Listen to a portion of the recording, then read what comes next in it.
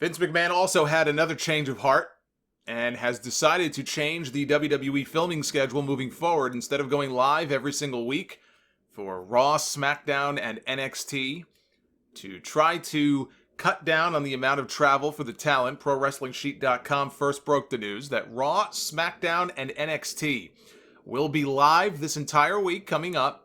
But starting Saturday, April 25th, WWE is going to tape 2 episodes of SmackDown to air on May 1st and May 8th. Monday, April 27th, they're going to be taping 2 episodes of Raw, 1 to air that night, and then the following Monday, and so on and so forth. It would take me another 15 minutes to read off the entire schedule, so I won't do that. You get the point. They're taping 2 episodes at a time through Wednesday, July 1st. Where they will be taping 2 episodes of NXT. And I guess after July 1st, they'll reevaluate things and go from there. Then they fed Pro Wrestling Sheet the same nonsensical quote that they gave to ESPN, boilerplate, as it's called in PR speak, as a brand that has been woven into the fabric of society, WWE and its superstars bring families together and deliver a sense of hope, determination, and perseverance.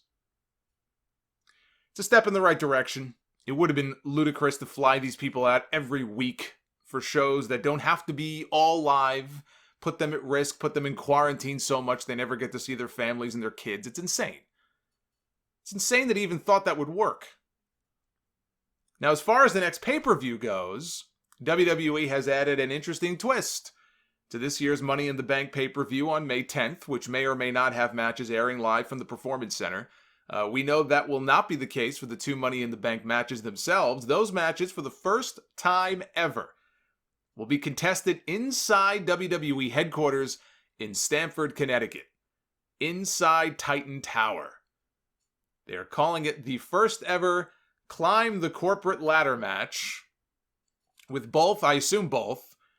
They were talking about it as a singular thing, but I assume there's one for the men and one for the women. The men's and women's matches starting out on the ground floor of the building, with the idea being that all of the participants will have to battle their way through the building to get to the roof, which is where the briefcase will be. I guess there'll be ladders or a ladder up there, and the first person to retrieve the briefcase would be declared the winner. Sounds like less of a match and more like a rat race. That's really what it sounds like.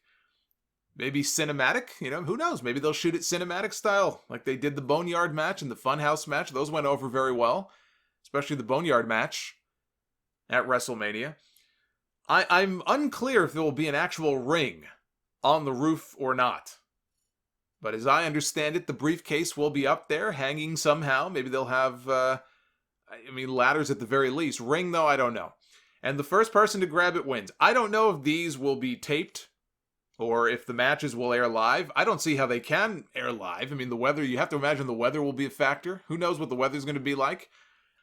I got to tell you, I love that they're thinking outside the box with this. They have been forced to get creative. They are doing the show. We already know they're doing the show. They probably shouldn't be, but they're doing it. Money in the Bank matches inside of an empty PC, that just doesn't work. It shouldn't happen. You should not do Money in the Bank matches or, a Hell in a Cell. They're just certain, or like a TLC match. Certain types of matches should not be contested in an empty building. Having people spread out across multiple levels of an empty Titan Tower fighting to get to the roof, it sounds like Money in the Bank Die Hard edition. Who's going to be John McClane? They have my interest. I want to see how they pull this off. I like this a lot better than just doing them inside the PC. I may not like them when I see them put into practice, but they have my attention with this. I think there's also some comedy potential with this. You don't want to make a total joke out of your main events, but I think there's some comedy potential in this as well. PW Insider says they've already shot some material on the roof of Titan Tower. That could be just, segments to preview the matches. I'm not aware of them actually pre-taping either of the matches already. Weeks in advance. I wouldn't think they've done that.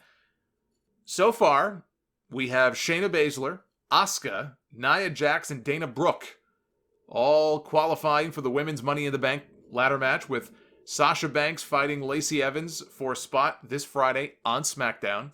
For the men's Money in the Bank match, Daniel Bryan has qualified already, and tomorrow night on Raw, Rey Mysterio takes on Murphy. In a qualifier, Aleister Black takes on Austin Theory, and Apollo Crews takes on MVP, who apparently forgot that he is supposed to be retired. There was some controversy this week after Jerry Lawler, who flew himself back to Orlando for this show, referred to an Akira Tozawa cannonball as a ramen noodle moonsault, which should come as a surprise to absolutely no one. The man is old. You know what I'm amused by?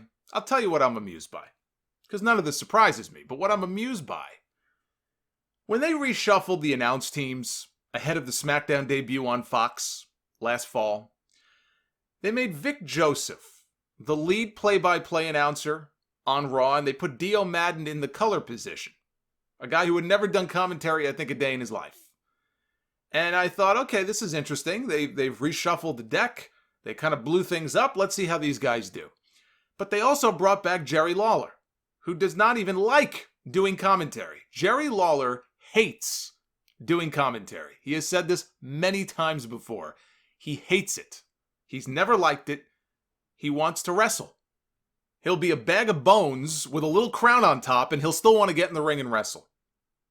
But it was a Vince McMahon call. Vince McMahon said, call up the king. And he was only supposed to be back on a temporary basis. I assume to get Joseph and Madden acclimated to their new jobs. Lawler had done this for a very long time. Let's get a veteran voice in there with them for at least a few weeks, maybe even a couple of months. He was brought back on a temporary basis. When I heard the word temporary used at the time, I laughed. I knew this wouldn't be temporary. That was back in September. And now here we are 7 months later, and Vic Joseph is gone. Dio Madden is gone. And guess who's still there? Guess who's the last man standing? Jerry the Ramen Noodle King Lawler.